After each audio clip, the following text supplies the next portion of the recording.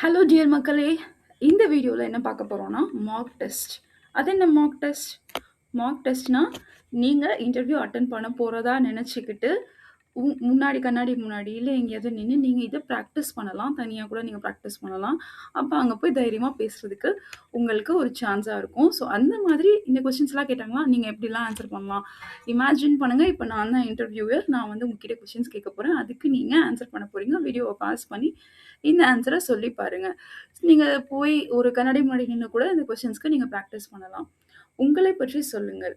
என் பெயர் உங்க பேர சொல்லணும். நான் இந்த மாவட்டத்த சேர்ந்தவ அந்த மாரி சொல்லணும். நான் இதுவரைக்கும் படிச்சிருக்கேன்.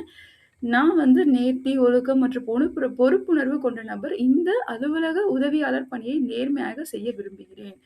இந்த வேலைய நான் வந்து நேர்மையா செய்ய விரும்புறேன் அப்படின்றத நீங்க வந்து ரெஜிஸ்டர் பண்ணணும். ஏன் இந்த வேலைக்கு அப்ளை பண்ணீங்க? எதுக்காக இந்த வேலைக்கு நீங்க அப்ளை பண்ணீங்கன்னு கேட்டாங்கன்னா, அரசு வேலை நிலையானது. உண்மைய சொல்லிடுங்க. அதுதான் உண்மை. வேற எங்க போனாலும் எனக்கு வந்து கேரண்டி இருக்காது. ஆனா கவர்மெண்ட் ஜாப்னா கேரண்டி இருக்கும். அதனால நான் அப்ளை பண்ணியிருக்கேன். அதோட நீதித்துறையில வேலையாற்றுறது அப்படின்னா எனக்கு ரொம்ப பெருமையாவும் இருக்கும். நான் வந்து ஹைகோர்ட்ல வேலை செய்றேன் அப்படின்னு சொல்றப்ப எனக்கு ரொம்ப பெருமையா இருக்கும். அதோட நான் வந்து மக்களுக்கு சேவை செய்றதுலயும் ஆர்வமா இருக்கேன். அதனால தான் இந்த வேலைய வந்து சூஸ் பண்ணேன் அப்படின்னு நீங்க சொல்லணும்.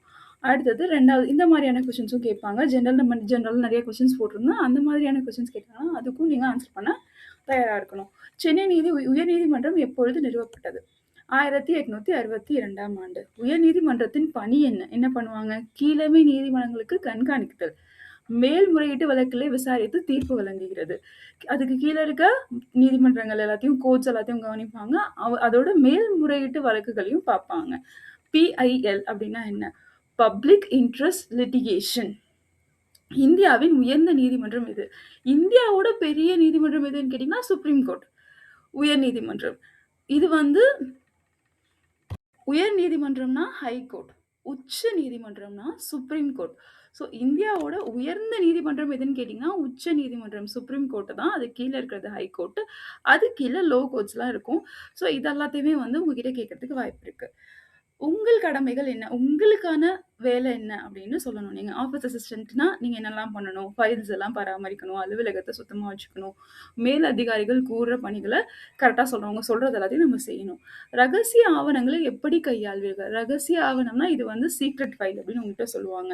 அத நம்ம பாதுகாப்பா வச்சிருக்கணும். அனுமதி இல்லாம யார்கிட்டயும் குடுக்கக்கூடாது. நேரம் பின்பற்றுவது ஏன் முக்கியம்? பங்க்சுவாலிட்டி ஏன் பங்க்சுவலா இருக்கணும் அப்படின்னு கேட்பாங்க.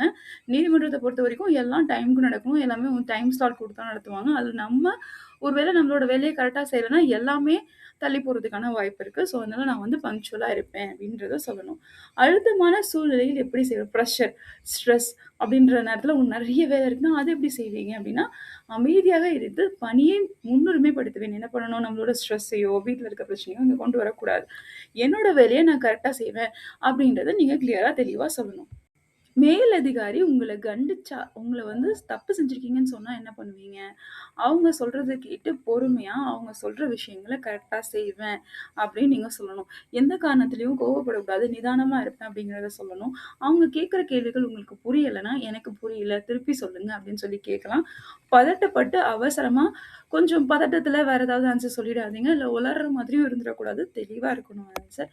இப்படி இருந்தாலே மேக்ஸிமம் நம்ம செலக்டட் தான். இதுக்கு நீங்க ப்ரிப்பேர் ஆகுங்க.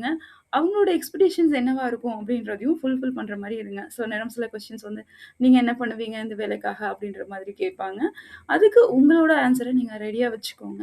கண்டிப்பா வேலை கிடைக்கிறதுக்கு என்னோட ஆல் த பெஸ்ட். நான் உங்க எல்லாருக்குமே மனமார்ந்த வாழ்த்துக்கள சொல்றேன். நல்லா ப்ரிப்பேர் ஆகுங்க. கண்டிப்பா வேலை கிடைக்கும். இன்டர்வியூ அட்டெண்ட் பண்ணவங்க கண்டிப்பா டெக்ஸ்ட் பண்ணுங்க. என்ன மாதிரியான கொஸ்டின் கேட்டாங்க அப்படின்றத கமெண்ட்ல போடுங்க. Thank you friends. பாய்.